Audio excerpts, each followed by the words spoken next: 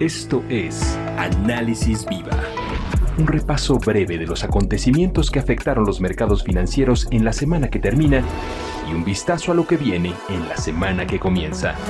Análisis Viva. ¿Qué tal? Bienvenidas, bienvenidos. Mi nombre es Salvador Leal y les doy la bienvenida al podcast semanal de la Bolsa Institucional de Valores, Análisis Viva. El día de hoy, para el cierre de esta segunda temporada, nos acompaña Alonso Cervera. Él es economista en jefe para América Latina de Credit Suisse. Muchas gracias por estar con nosotros, Alonso, en este Análisis Viva tan especial. Gracias a ustedes por esta invitación. Y si te parece, como buen cierre de temporada y buen cierre de año, ¿por qué no nos platicas un poco lo que nos sucedió a todos? Hacemos el recuento de lo ocurrido durante 2021. Yo creo que el principal tema en materia económica en 2021 fue primero la recuperación que vimos a nivel mundial. Muchos países están creciendo, o la mayoría de los países están creciendo a tasas mucho más altas de las que anticipábamos al principio del año. Esto ocurre no nada más en las Américas, sino también en Europa y en Asia. Entonces esa es una muy buena noticia, muy bienvenida, y yo creo que refleja los avances en la vacunación y el hecho de que las posturas fiscal y monetarias que han sido tan expansionarias pues han tenido un resultado muy favorable en las economías. Entonces un buen repunte en el crecimiento, pero también el problema que trae esta recuperación es el de la inflación. Al final la demanda empezó a crecer de forma muy marcada en muchos países y la oferta de productos no estuvo al mismo nivel, no pudo cumplir con las expectativas de los consumidores y de las empresas. ¿Por qué? Bueno, pues porque muchas empresas seguían cerradas, las fábricas, algunas estaban cerradas, les faltaban componentes, les faltaban insumos. En la industria de transporte sufrió un choque enorme en 2020 y de repente ya era muy caro transportar mercancías, no había disponibilidad de buques, en fin, eso contribuyó mucho al repunte en la inflación durante el 2021 y creo que esto va a seguir siendo uno de los temas centrales en 2022. Entonces, por el lado macro, otra vez, gran recuperación, pero con un repunte muy sorpresivo en la inflación y no bienvenido para nada.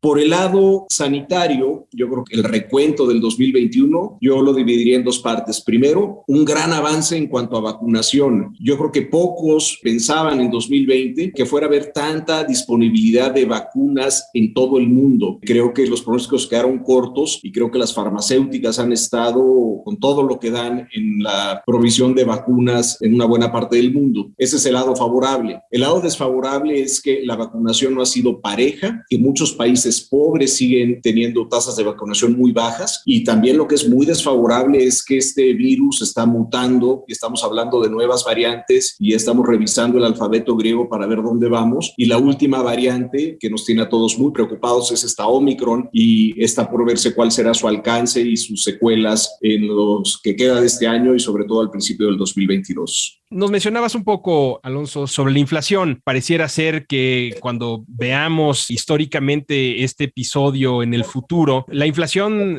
va a ser uno de los temas más importantes, dado que pareciera haber sido un fenómeno ya controlado en algún punto de las economías desarrolladas o las economías en vías de desarrollo. Y sin embargo, pues nos encontramos con esta sorpresa. ¿Cómo ha sido la respuesta de los bancos centrales al respecto? Y también, ¿cómo ha sido la respuesta, según tu punto de vista, de nuestro Banco Central, ¿no? Claro, yo creo que primero lo que vamos a recordar del 2021 es la humildad con la que tuvieron que actuar muchos de los bancos centrales alrededor del mundo, empezando por la Reserva Federal en Estados Unidos, que en un ejercicio de humildad ha reconocido que la inflación no ha sido tan transitoria, que ha sido más persistente de lo que ellos anticipaban, y ya nos han preparado en esta semana con un retiro más rápido al estímulo monetario que hay en esa economía, y ya nos están dibujando mayores alzas de tasas de interés en 2021 versus a lo que nos decían hace unos meses o hace unas semanas. Entonces, la reacción ha sido otra vez este ejercicio de decir, estamos lidiando con algo desconocido, algo inusitado, y fallamos al creer que esto era transitorio. Los bancos centrales en países desarrollados naturalmente han tomado más tiempo para empezar a retirar ese estímulo de lo que ha pasado con los países emergentes, y creo creo que en nuestra región, en las Américas, en Latinoamérica, hemos visto una respuesta muy marcada y muy rápida de muchos bancos centrales tratando de atajar este problema de inflación, subiendo las tasas de referencia de forma muy marcada. Y los ejemplos son varios: Brasil, Chile, Colombia, Perú, México. Muchos de estos países, no fue el caso de México, pero muchos de estos países tuvieron tasas de referencia muy bajas durante mucho tiempo. Los ejemplos extremos son Perú, que tuvo una tasa de referencia de apenas 0.25%, y Chile, que tuvo una tasa de referencia de 0.5%. Entonces, estos bancos, al ver que se destapa el problema de inflación, tienen que dar una vuelta en U y decir, pues nos tenemos que mover y tenemos que deshacer este estímulo monetario muy rápidamente. Esta semana el Banco Central de Chile subió la tasa en 125 puntos base por segunda reunión consecutiva. Ya están en 4% y les acabo de decir que llegaron a estar en 0.5%. En el caso, y yo creo que esto va a seguir, yo creo que esta tendencia va a seguir al menos al principio del 2022 hasta que no se vea un claro punto de inflexión en la inflación. Y también lo que muchos de los países en la región van a querer ver, muchos de los bancos centrales, es que las políticas fiscales estén ordenadas, que haya una reducción en el estímulo fiscal para que las dos políticas se complementen, la fiscal y la monetaria. Ahora, en el caso de México, recordaremos que fue en junio cuando el Banco Central subió por primera vez la tasa de referencia. Nos tomó a muchos por sorpresa, la subieron de 4 a 4.25% y hoy la subieron en 50 puntos base hasta 5.5%. El Banco de México, como otros bancos centrales, pues simplemente está reaccionando al problema de inflación. La inflación este año cerrará en México alrededor del 7.5, 7.7%, ya lo veremos, pero será una cifra cercana al 8%. Revisando lo que traía el consenso del mercado hace un año, el pronóstico del consenso era que la inflación cerraría en 3.6. Entonces, la inflación va a ser más del doble de lo que anticipábamos los analistas hace 12 meses. Revisando lo que anticipábamos hace 6 meses, el consenso a mediados del 2021 era que la inflación sería del 5.6%. Entonces, nos quedamos muy cortos, analistas y Banco de México, al tratar de pronosticar dónde iba a estar la inflación. Otra vez, para los libros de texto, para la historia, recordaremos el 2021 como un año de recuperación, pero con un brote inflacionario generalizado que nos tomó por sorpresa a muchos. La otra arma que tienen los gobiernos para hacer frente a este tipo de crisis, pues tiene que ver con las políticas fiscales. También han sido históricos los apoyos que se han dado en diferentes partes del mundo. ¿Cómo es este recuento también del año 2021, Alonso? Bueno, como tú bien apuntas, Salvador, las políticas fiscales jugaron un papel central para la estabilización de las economías durante la pandemia en 2020, sobre todo, pero también estas políticas generosas en lo fiscal siguieron en 2021. Yo creo que México, desafortunadamente, fue una de las excepciones. En México no hubo ese apoyo, pero también, como lo comentaba por el lado de la política monetaria, en la política fiscal en países desarrollados tuvieron el espacio y la credibilidad para endeudarse de forma muy marcada y para canalizar esos apoyos a empresas y a familias. Las familias que perdieron su empleo, bueno, pues recibieron un cheque generoso de sus gobiernos en muchos países, y las empresas también que tuvieron que parar operaciones, pues se vieron beneficiadas por estos estímulos que fueron de varios puntos del PIB en muchos de los países alrededor del mundo. En la región de Latinoamérica, bueno, hubieron países que crecieron su déficit fiscal de ser apenas un par de puntos del PIB a ser 12 o 15 puntos del PIB. Entonces, esos países fueron los que más rebotaron, los que más se recuperaron durante el 2021 en la medida que las economías se fueron abriendo una vez más. Y muchos de estos países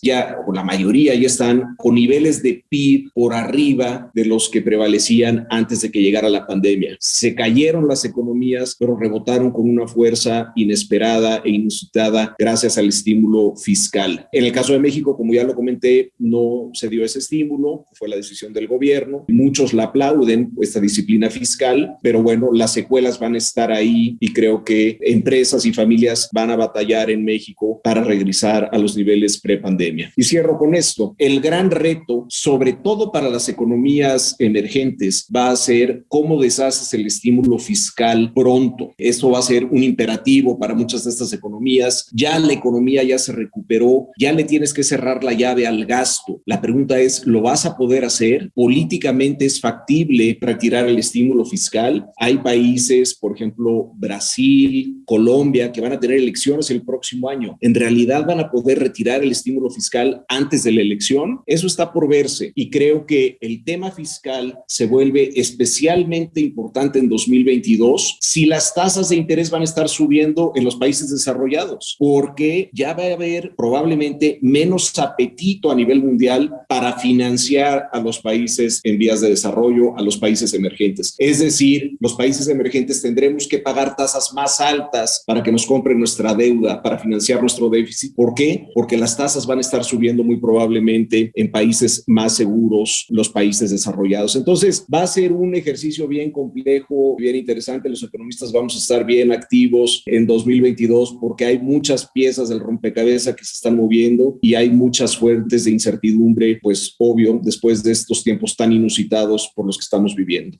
Para ir cerrando, si te parece bien, 2022, estás platicándonos, tiene muchas piezas, es complejo, hay muchos factores que tomar en consideración. ¿Cuál dirías tú que habría que tener en el radar, en esta visión panorámica, estratégica quizás? Nos queda clara la inflación. ¿Qué otro aspecto habría que considerar? O quizás, permíteme refrasearlo de esa manera, ¿qué te hace optimista del 2022 y qué te preocupa del 2022? Me hace optimista los avances de la ciencia para frenar este virus, y ya lo comentaba, la disponibilidad de vacunas, la innovación. Eso me hace optimista, que podamos finalmente domar este virus en menos tiempo de lo que ha pasado en la historia, en otras pandemias. Eso me hace optimista. Lo que me hace, y también me hace optimista, que muchas de estas economías, como ya decía, ya están de pie, las empresas están sanas, las familias están sanas y están listas para reincorporarse y para que la actividad económica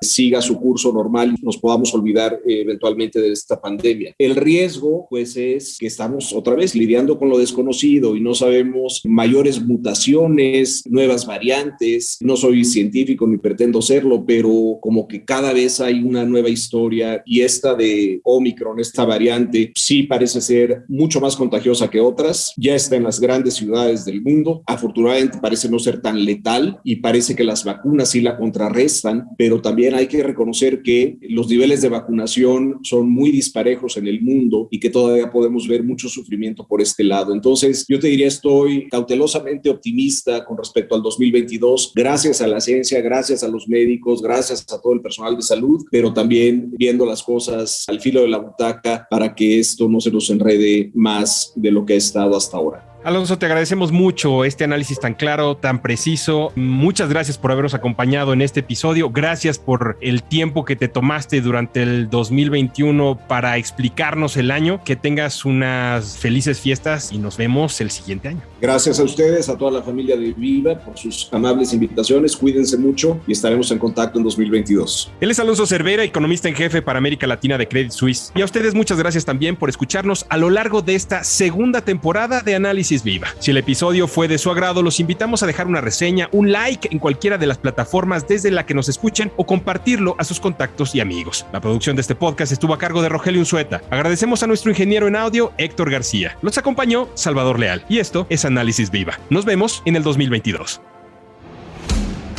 Análisis Viva. Suscríbete a nuestro podcast y visita nuestro sitio web www.viva.mx para que obtengas la información más completa de los mercados en México. Análisis Viva es una producción de la Bolsa Institucional de Valores.